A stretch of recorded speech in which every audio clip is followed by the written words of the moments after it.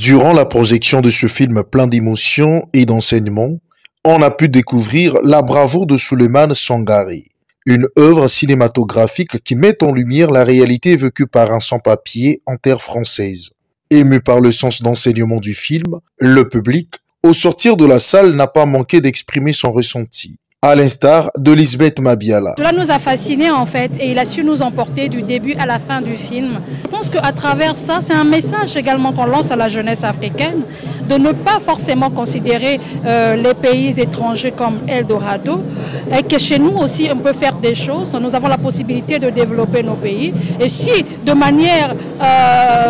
formelle on arrive à voyager, c'est bien, mais de là à prendre la mer pour cela, eh bien, il y a plein de dangers qui nous guettent malheureusement. Pour le ministre congolais des Postes, des Télécommunications et de l'Économie numérique,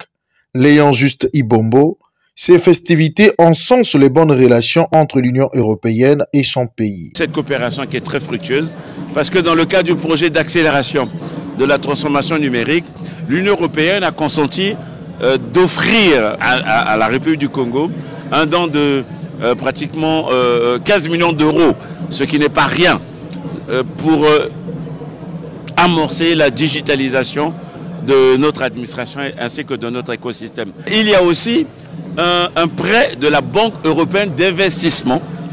afin de favoriser justement la mise en œuvre de cet écosystème. Notre rôle à nous, c'est de consolider les relations, les rapports que nous avons avec l'Union européenne, mais aussi avec nos partenaires européens qui se retrouvent au niveau de la Banque européenne d'investissement, la France, les autres États de